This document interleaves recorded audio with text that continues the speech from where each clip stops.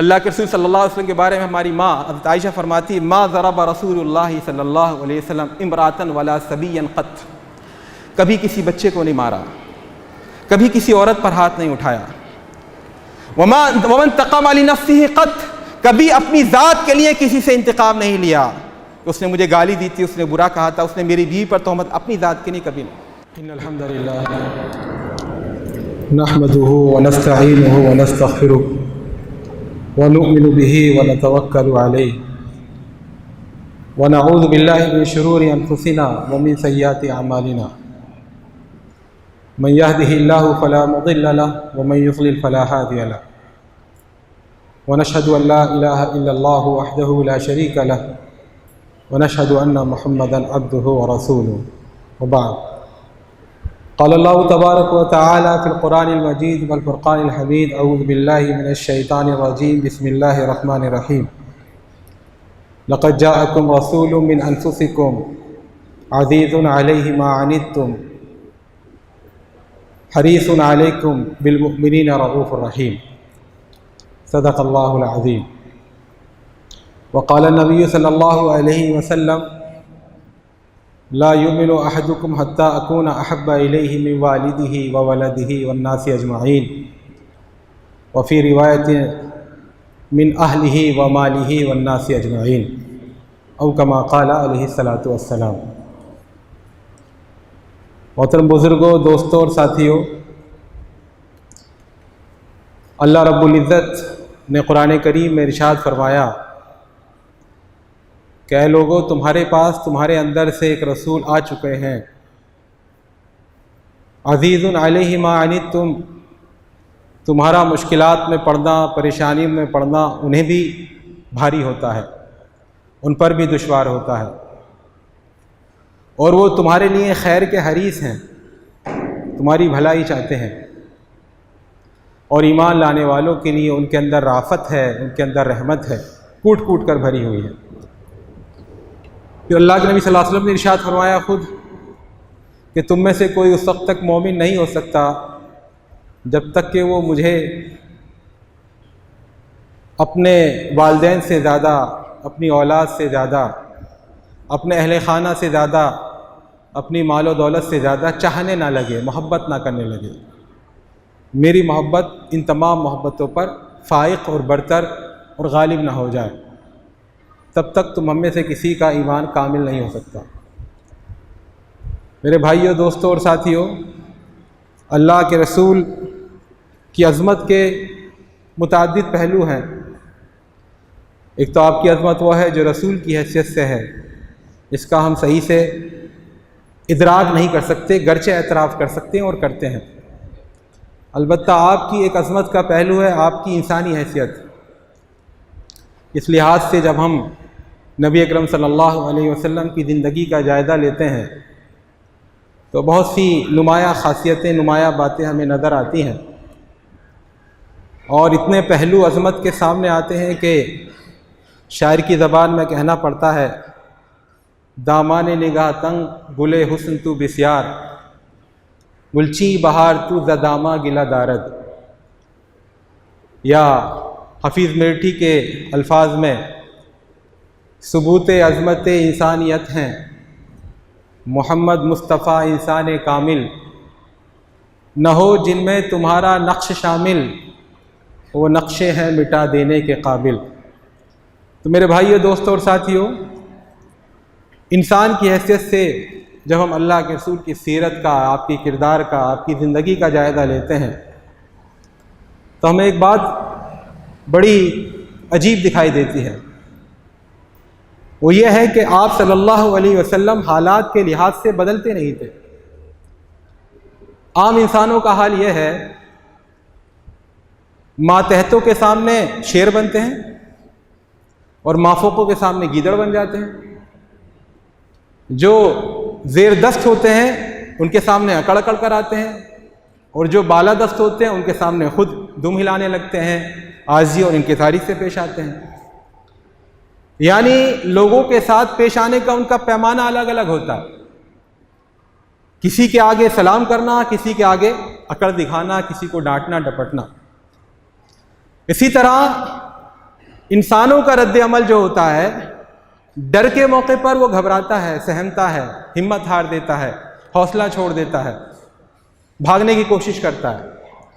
اور جہاں اس کو احساس ہو کہ میں ڈومیننٹ ہوں، میں پاورفل ہوں، میں صاحب اقتدار ہوں، وہاں وہ اتراتا ہے، اکڑتا ہے، غرور دکھاتا ہے، گھمنڈ کا پرتیک بنتا ہے، فرعونیت کا مظاہرہ بنتا ہے. لیکن اللہ کے نبی صلی اللہ علیہ وسلم اس معاملے میں غیر معمولی آپ کی سیرت ہے، آپ کا کردار ہے. اسی طرح ایک فرق ہے عام انسانوں میں پبلک لائف کا، پرائیویٹ لائف کا. گھر کی زندگی کچھ اور ہوتی ہے، باہر کی زندگی کچھ اور ہوتی ہے. کہتے ہیں نا ہاتھی کے دانت دکھانے کے کچھ اور ہوتے ہیں، کھانے کے کچھ اور ہوتے ہیں.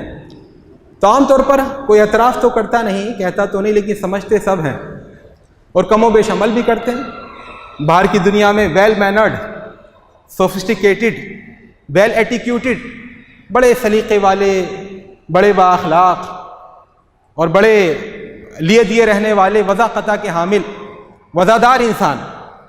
لیکن گھر والوں کے ساتھ ان کا رویہ کچھ اور ہوتا ہے، اور نوکروں کے ساتھ ان کا رویہ کچھ اور ہوتا ہے، ماتحتوں کے ساتھ ان کا رویہ کچھ اور ہوتا ہے. لیکن جب ہم اس ترازو میں، اس معیار پر اللہ کے رسول کو جانچتے ہیں تو ہمیں آپ کی عظمت کا اعتراف کرنا ہی پڑتا ہے. دیکھیے اللہ کے رسول صلی اللہ علیہ وسلم کی زندگی میں ڈر کے بہت سے مواقع آئے، اور بہت سارے مستشرقین نے، بہت سارے جدید اسکالرز نے اللہ کے رسول کی سیرت کا اس لحاظ سے جائزہ لینے کی کوشش کی کہ ڈر کے موقع پر آپ کا ریئیکشن کیا ہوتا ہے. دیکھیے ڈرامے باز جو ہوتا ہے وہ ایک حد تک ڈرامہ مینٹین کر لیتا ہے بہادری کا، لیکن جب واقعی سامنے شیر آ جائے تو پھر وہ گھبرا جاتا ہے، ڈر کا جب موقع ہو جائے پورا. تو جھوٹا جو نبی ہوتا ہے وہ بات کرتا ہے، ڈینگے مارتا ہے، اللہ کی تائید میرے ساتھ شامل ہے، اور چاہے ساری دنیا میرے مخالف ہو جائے، کوئی میرا بال بیکا نہیں کر سکتا. لیکن جب انفیکٹ وہ دشمنوں کے نرغے میں گھس جاتا ہے، یہ گر جاتا ہے، تب اس کی گھبراہٹ، اس کا ڈر دیکھنے کے لائق ہوتا ہے. تو اللہ کے نبی صلی اللہ علیہ وسلم کی زندگی کا اس لحاظ سے مطالعہ کیا پروفیسر گیری ملر کی کتاب ہے دا امیزنگ قرآن. اسی طرح مالک بن نبی الجزائر کے مفکر ہیں، ان کی کتاب ہے الظاہرہ القرآنیہ. اس لحاظ سے انہوں نے اللہ کے رسول کی سیرت کا جائزہ لیا. تو انہوں نے 3 واقعات بیان کیے، وہ میں آپ کے سامنے بیان کرنا چاہتا ہوں. اس میں پہلا وہ واقعہ ہے غار ثور میں آپ کی روپوشی کا. آپ صلی اللہ علیہ وسلم جب ہجرت کر مدینہ جا رہے تو 3 دن تک آپ غار ثور میں روپوش رہے. قریش کے لوگوں نے اعلان کر دیا کہ جو محمد صلی اللہ علیہ وسلم کو زندہ یا مردہ حالت میں لے آئے اس کو 1000 اونٹوں کا انعام ہے. سارے گنڈے، سارے جو تالے آزما تھے، وہ سارے جو شارٹ کٹ چاہتے تھے کمائی کا، وہ سب اس چکر میں پڑ گئے کہ کہیں محمد صلی اللہ علیہ وسلم کا ہمیں سراغ لگ جائے اور ہم گرفتار کر کے اور پکڑ کر لے آئیں. اسی میں عہد جاہلیت میں ایک فوٹ ٹریکنگ ہوتی تھی، قدموں کے نشانات کا پیچھا کرتے ہوئے جانا. اللہ کے نبی صلی اللہ علیہ وسلم حضرت ابوبکر صدیق کے ساتھ غار میں روپوش ہیں. کفار قریش قدموں کے نشانات کا پیچھا کرتے کرتے غار کے دہانے پر پہنچ گئے ہیں. اس وقت اگر محمد صلی اللہ علیہ وسلم جھوٹے ہوتے، نعوذ باللہ ثم نعوذ باللہ، ڈرامہ کر رہے ہوتے نبوت کا، گھبرا جاتے. حضرت ابوبکر رضی اللہ تعالیٰ عنہ حالانکہ صدیق ہیں لیکن گھبرا گئے کیونکہ انسان تھے، رسول نہیں تھے. کہہ رہے ہیں اللہ کے رسول کفار ہمارے سامنے پہنچ گئے ہیں، اگر ان میں سے کسی نے بھی نیچے گردن جھکا کر دیکھ لیا تو ہمیں دیکھ لے گا. تو اللہ کے رسول اگر عام انسان ہو تو کہتے چپ رہو، بھاگو یہاں سے، اندر جا کے دیکھو کہیں گھسنے کا، دوسرا باہر نکلنے کا راستہ ہے کہیں. لیکن آپ ایک سچے نبی، سچے انسان، کہہ رہے ہیں ما ظنک یا ابا بکر بثنین اللہ ثالثہما. اے ابو بکر تیرا ان دونوں کے بارے میں کیا خیال ہے جن کے ساتھ تیسرا اللہ تعالیٰ موجود ہے. قرآن کریم اس کا ذکر کرتا ہے ثانی اثنین اذ ہما فی الغار، وہ 2 میں کا دوسرا جب وہ غار میں تھے. اذ یقول لصاحبہ، جب وہ اپنے ساتھی سے کہہ رہا تھا لا تحزن ان اللہ معنا، غم مت کر اللہ ہمارے ساتھ ہے. یہ اعتماد، یہ ٹرانکولیٹی، یہ سوبرنیس، یہ کامنیس، یہ اپنی حقانیت کا یقین، یہ سچے انسان کے علاوہ کسی کو حاصل نہیں ہوتا. اللہ کے نبی صلی اللہ علیہ وسلم اگر خدا ناخواستہ ابھی تک نبوت کے دعوے میں سچے نہ ہوتے تو یہ وہ موقع تھا جہاں کھرے کھوٹے کی تمیز ہو جاتی. دوسرا موقع فتح مکہ کے بعد غزوہ حنین کا موقع تھا. اللہ کے رسول کے ہمراہ 10,000 کا لشکر مدینے سے آیا تھا. اس میں جو طلقاء تھے جو جلدی اسلام لائے تھے اہل مکہ وہ بھی شامل ہو گئے تھے. 15,000 کا لشکر جرار. اس سے پہلے اتنا بڑا لشکر مسلمانوں کو نصیب نہیں ہوا تھا. وہ کشا جا رہے ہیں طائف پر حملہ کرنے. پتہ چلا طائف کے لوگ اکٹھا ہو رہے ہیں حملہ آوری کے لیے, تو پہلے ہم حملہ کر دیں. حنین کی وادی میں پہلے پہنچ جاتے ہیں. طائف کے لوگ چونکہ علاقے کے جاننے والے تھے, وہ جان رہے تھے کہاں پر ہم دشمن کو نقصان پہنچا سکتے ہیں, تو پہلے ہی اس پہاڑی درے کے اونچی حصوں پر, اونچی جگہوں پر انہوں نے اپنے آدمی تعینات کر دیے. مسلمانوں کو خیر خبر نہیں, کوئی پتہ نہیں. لشکر مسلمانوں کا آتا ہے, 15,000 کا لشکر ہے, اور ہر ایک اس گمان میں, خوشگمانی میں مبتلا ہے, خاص طور پہ نئے ایمان لانے والے, کہ اتنی ساری فوج اب تو ہم ہار ہی نہیں سکتے. قرآن کہتا ہے لقد نصرکم اللہ فی مواطن کثیرہ, اللہ تعالیٰ نے بہت ساری جگہوں پر تمہاری مدد کی تھی. ویوم حنین, اور حنین کا دن یاد کرو. اذ اعجبتکم کثرتکم, جب تمہیں اپنی کثرت تعداد پر ناز ہو گیا تھا, گھمنڈ ہو گیا تھا. فلم تغنی عنکم شیئا, تو تمہیں کوئی فائدہ نہیں پہنچایا تمہاری کثرت تعداد نے. وضاقت علیکم الارض بما رحبت, اور زمین اپنی وسعتوں کے باوجود تمہارے لیے تنگ پڑ گئی. ثم ولیتم مدبرین, اور تم پیٹ پھیر کر بھاگ لیے. ہوا یہ کہ مسلمانوں کا لشکر وادی حنین میں پہنچا, بس یکایک تیروں کی برسات شروع ہو گئی. تیر نیزے اوپر سے آ رہے ہیں, اور کسی کو پتہ نہیں کدھر سے آ رہے ہیں. بس یکایک ایک بھگدڑ مچ گئی, ہنگامہ مچ گیا, اچھوں کے پیر اکھڑ گئے, لوگ بھاگنے لگے. اور اس میں جو جمنا بھی چاہ رہا تھا تو لوگوں کا ایسا ریلا تھا, ایسی بھگدڑ تھی, کسی کو قدم جمانے کا موقع نہیں مل رہا تھا. اس وقت اللہ کے نبی صلی اللہ علیہ وسلم اگر خدا نہ خواستہ اپنے مشن میں, اپنے پیغام میں, اپنی دعوت میں کسی بھی لحاظ سے جھوٹے ہوتے, کسی بھی لحاظ سے تذبذب کا, ہچکچاہٹ کا شکار ہوتے, تو سر پر پیر رکھ کر بھاگتے. اب ابو سفیان جو جلدی ایمان لائے تھے کہہ رہے تھے کہ اب تو بھاگ کر, ان کو بھاگتے ہوئے کو دیکھ کر ایسا لگ رہا کہ اب سمندر سے پہلے رکیں گے نہیں, یعنی 100-150 کلومیٹر سے پہلے رکیں گے نہیں. اس وقت کیا عالم تھا اللہ کے رسول کا, سب لوگ بھاگ رہے ہیں, بھگدڑ مچی ہوئی ہے, تیروں کی برسات ہو رہی ہے, نیزے چل رہے ہیں. اس وقت کا نبی کھڑے ہو کر کہتا ہے سینہ تان کر, انا النبی لا کذب انا ابن عبد المطلب, میں نبی ہوں, میں جھوٹا نہیں ہوں, میں عبد المطلب کا صاحبزادہ ہوں. حضرت عباس, صرف 2 صحابی ساتھ تھے, ایک حضرت عباس رضی اللہ تعالیٰ عنہ, ایک حضرت بلال رضی اللہ تعالیٰ عنہ. حضرت عباس آپ کے خچر کی, آپ کے گھوڑے کی لگام تھامے ہوئے تھے, آپ بار بار دشمنوں کی طرف آگے بڑھ رہے تھے, حضرت عباس روک رہے تھے. یہ وہ موقع تھا گھبراہٹ کا موقع. اگر یقین نہ ہو, شرح صدر نہ ہو, اور کنوکشن کی کیفیت نہ ہو, اپنے مشن پر, اپنی حقانیت پر, اپنی دعوت کی صداقت پر پورا یقین اور اعتقاد نہ ہو, تو انسان کے قدم اکھڑ جاتے ہیں.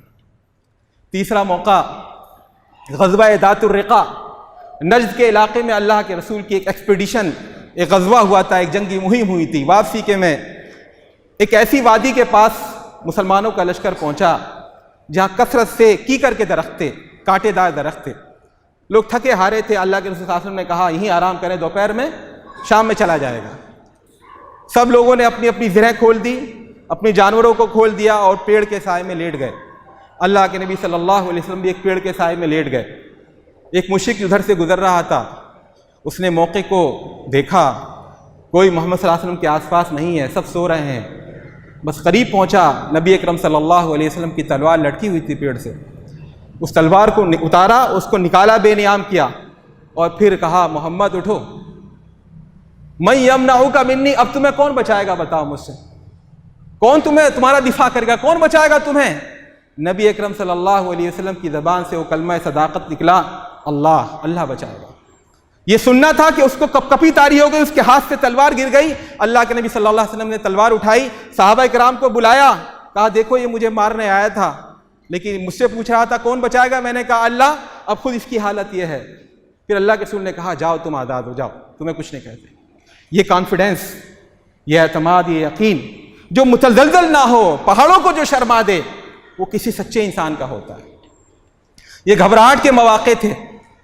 آئیے اللہ کے نبی صلی اللہ علیہ وسلم کی سیرت کا وہ نقطہ بھی دیکھیں, وہ پہلو بھی دیکھیں جب آپ نقطہ عروج پر تھے اقتدار کے, peak of dominance, zenith of sovereignty.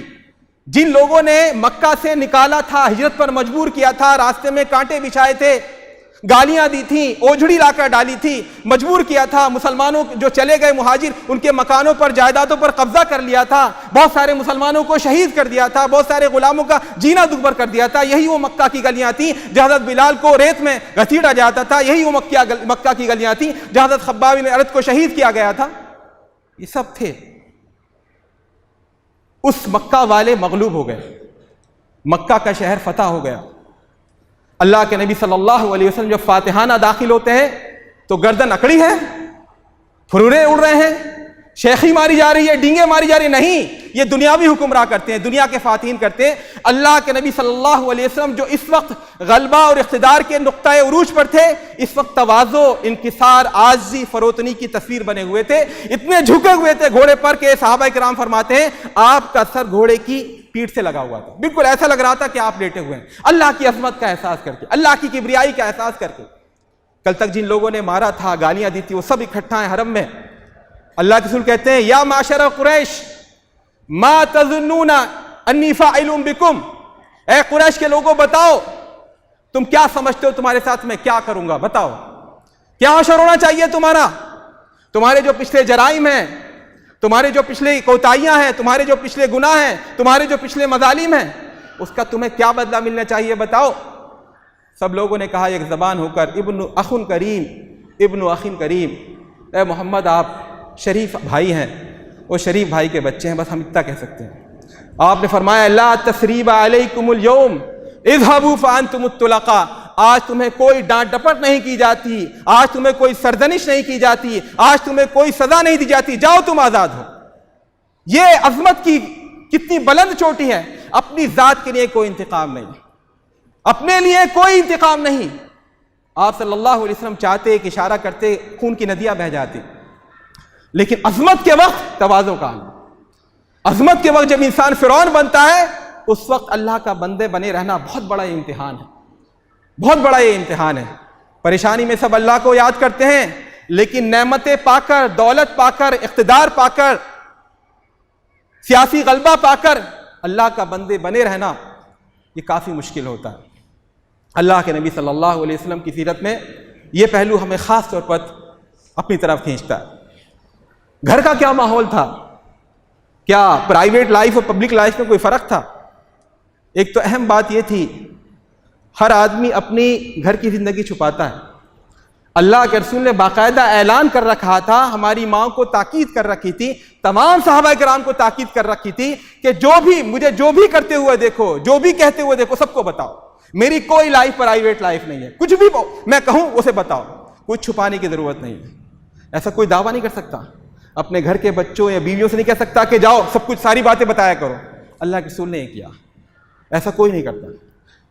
اللہ کے رسول صلی اللہ علیہ وسلم کے بارے میں ہماری ماں حضرت عائشہ فرماتی ما ضرب رسول اللہ صلی اللہ علیہ وسلم امرأۃ ولا صبیا قط، کبھی کسی بچے کو نہیں مارا، کبھی کسی عورت پر ہاتھ نہیں اٹھایا.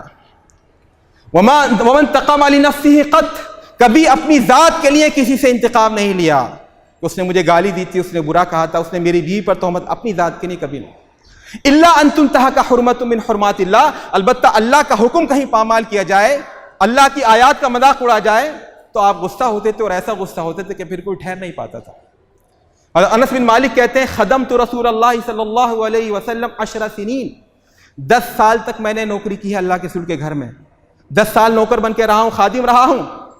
فما نہرانی قط، کبھی نہیں ڈانٹا، ولا سبنی قط، کبھی برا نہیں کہا، ولا قال ما لما صنعت ولا قال اللہ صنعت، کبھی یہ نہیں کہا بھائی فلاں کام کیوں نہیں کیا، اور کبھی یہ نہیں کہا کہ فلاں کام کیوں کر دیا، یہ حرکت کیوں کر، کبھی نہیں ڈانٹا.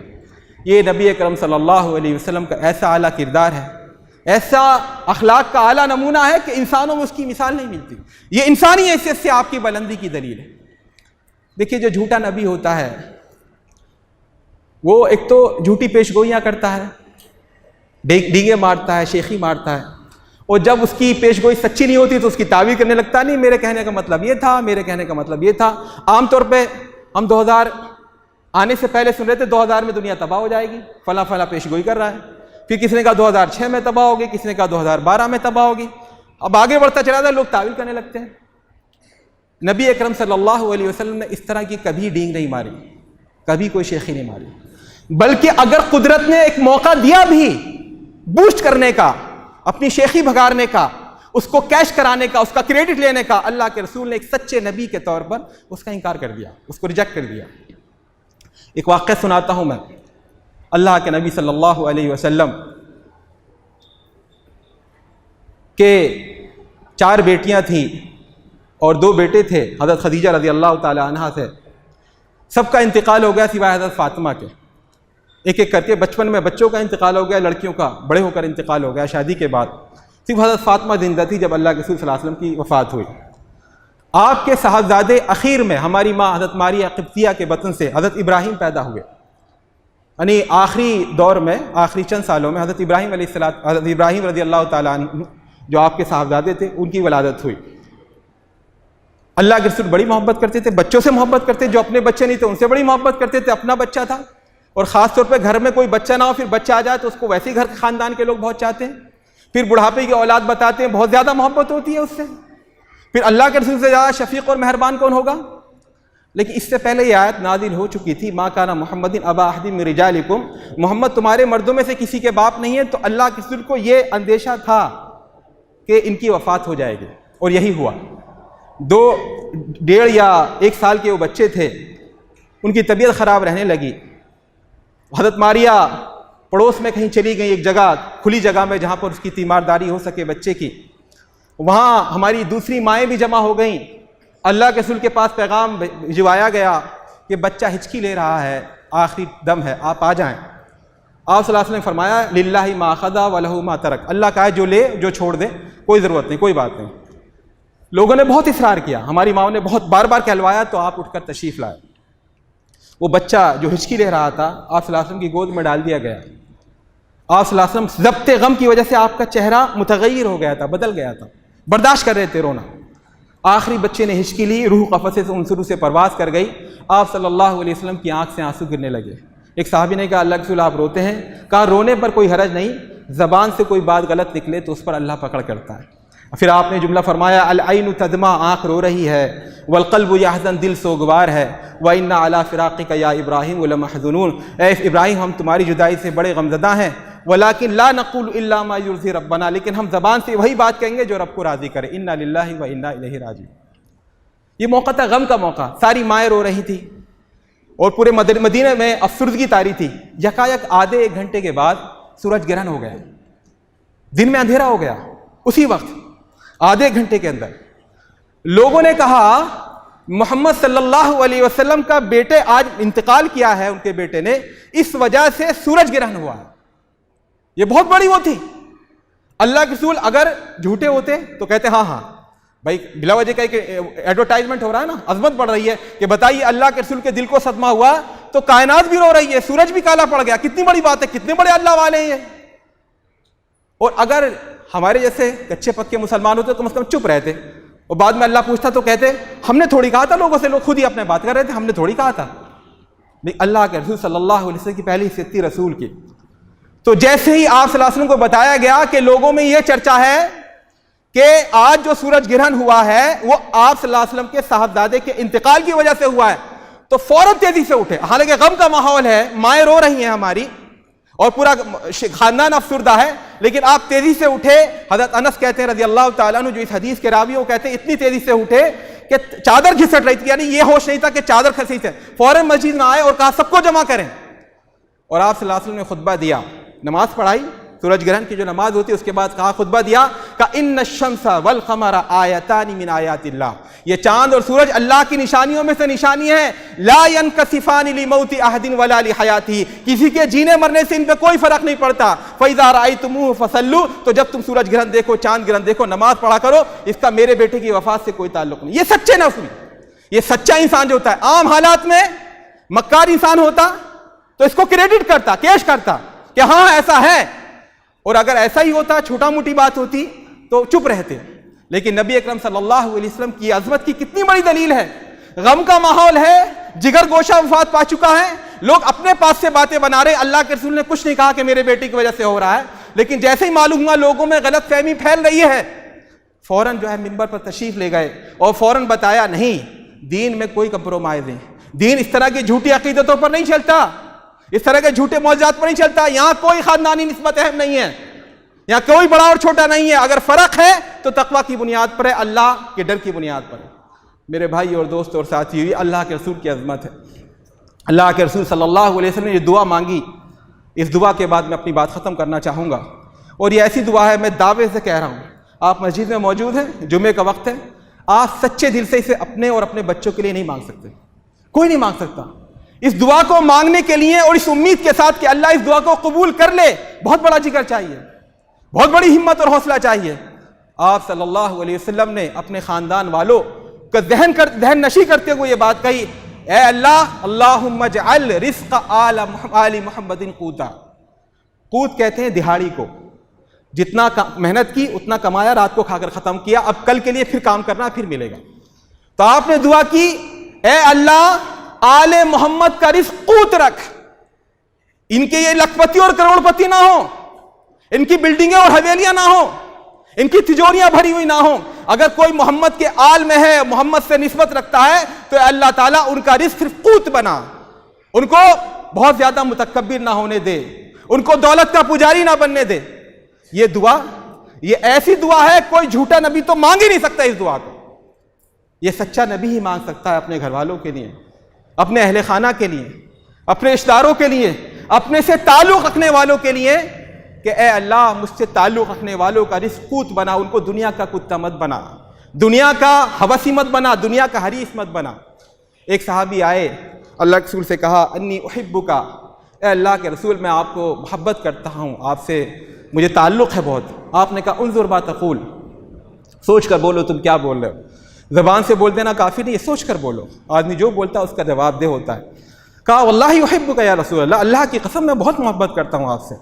آپ نے انظر ما تقول, انہوں نے پھر کہا واللہ احبک یا رسول اللہ, اے اللہ کے رسول واللہ خدا کی قسم میں آپ سے بہت محبت کرتا ہوں. تو آپ نے فرمایا, اگر تم مجھ سے محبت کرتے تو جان لو, فإن الفقر اسرع الى من يحبني من السيل الى منتهى, جیسے اوپر سے گرنے والا پانی تیزی سے نیچے آتا ہے, اس سے زیادہ تیزی سے غربت اور افلاس اور پریشانی میرے چاہنے والوں کی طرف آتی ہے.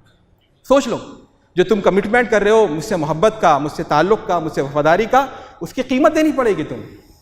ہماری ماں نے ایک بار اکٹھا ہو کر بس اتنا کہہ دیا کہ آپ ہمیں جو خرچہ دیتے ہیں وہ کم ہے, تھوڑا بڑھا دیجئے. 200 وسق ہماری ہر ماں کو اللہ کے رسول دیا کرتے تھے, اسی میں ان کو دودھ لینا ہے, اسی میں کپڑے سلانے ہیں, اسی میں ان کو غریبوں کو دینا, پورے سال کا خرچہ 200 وسق. وہ ایسے ہی بہت کم تھا. اور پھر اللہ کے رسول کے جو مہمان آتے تھے, ہر ماں چاہتی تھی کہ زیادہ سے زیادہ ان کی تواضع کریں, زیادہ سے زیادہ ان کا اکرام کریں. پھر مساکین آتے تھے, ان میں سے کسی کو واپس نہیں لوٹاتی تھی. حضرت عائشہ رضی اللہ تعالیٰ عنہ کچھ نہیں ہوتا تھا, ایک کھجور ہی دے دیتی تھی, تو وہ مشکل سے 2-2.5 مہینے چلتا تھا. اس کے بعد غربت آ جاتی تھی. ہماری ماں کہتی ہیں, ایک چاند آتا تھا, پھر دوسرا چاند آتا تھا, پھر تیسرا چاند آتا تھا, اور محمد کے گھر میں آگ نہیں جلتی تھی. حضرت عروہ بن زبیر کہتے ہیں, خالہ جان پھر آپ زندہ کیسے رہتی تھی؟ بس کھجور کھاتے تھے اور پانی پیتے تھے, اور کچھ تھا نہیں, کوئی ٹکڑا نہیں تھا کھانے کا روٹی کا. تو اس میں اور بالکل جائز ان کا مطالبہ تھا. حضرت عثمان رضی اللہ تعالیٰ عنہ جو اللہ کے رسول کے داماد بھی تھے, ان کو بیچ میں ثالثی بنایا. ہماری ماؤں نے کہا, اللہ کے رسول اب تو کشادگی آ گئی ہے, اور اب تو الحمدللہ زکوٰۃ بھی آ رہی ہے, مختلف جگہ سے مدوں سے پیسے آ رہے ہیں, تو کچھ ہمارا خرچہ بڑھا دیں. یہ درخواست کی تو آپ صلی اللہ علیہ وسلم ناراض ہو گئے. 1 مہینے تک ازواج مطہرات کے گھروں میں نہیں گئے. اور اس کے بعد یہ آیت نازل ہوئی, یا ایھا النبی, اے نبی, قل لازواجک, اپنی بیویوں سے کہہ دو, ان کنتن تردن الحیات الدنیا وزینتہا, اگر تم دنیا کی زندگی کی طلبگار ہو, اس کی زیب و زینت کی طلبگار ہو, فتعالن آؤ امتعکن, میں تمہیں سامان دے دوں, واسرحکن سراحا جمیلا, اور تمہیں چھوڑ دوں. وَإِن كُنتُنَّ تُرِدْنَ اللَّهَ, اور اگر تم اللہ کو چاہتی ہو, وَرَسُولَهُ, اس کے رسول کو چاہتی ہو, وَالدَّارَ الْآخِرَةَ, اور آخرت کے ٹھکانے کو چاہتی ہو, تو اللہ تعالی نے تم میں سے جتنے بھی نیکیاں کرنے والی ہیں سب کے لیے اجر عظیم تیار کر رکھا. تو میرے بھائی اور دوستوں اور ساتھیوں, دنیا کو سمجھانا, دنیا کو بتانا آسان ہوتا ہے, لیکن ان تعلیمات کو اپنے اوپر, اپنے گھر والوں پر, اپنے اہل خاندان پر نافذ کرنا مشکل ہوتا ہے. اس تناظر میں جب ہم اللہ کے رسول کی سیرت اور کردار کا جائزہ لیتے ہیں تو ہمیں آپ کی عظمت کے آگے سر جھکانا پڑتا ہے. میرے دوست اور ساتھی, یہ ہمارے رسول ہیں, انسانی لحاظ سے انسان کامل. آج ہمیں اس پر غور کرنا ہے کہ کیا ہم اپنے رسول صلی اللہ علیہ وسلم سے وابستگی کا جو دم بھرتے ہیں, وفاداری کا جو اقرار کرتے ہیں, کیا ہم اس کا حق ادا کر پا رہے نہیں یا نہیں. ہمیں تمہاری غلامی پہ فخر ہے, لیکن بھلا دیا ہے غلامی کا مدعا کیا ہے. وفا کو ایک تخیل بنا لیا ہم نے، ہمیں شعور نہیں مقصد وفا کیا ہے، طلب تصور منزل سے ہو چکی محروم، خود اپنی سمت سفر بھی ہمیں نہیں معلوم، پھر اس زبان سے کیسے تمہاری نعت کہیں۔ اقول قولی ھذا واستغفر اللہ لی ولکم ولسائر المسلمین فاستغفروہ انہ هو الغفور الرحیم۔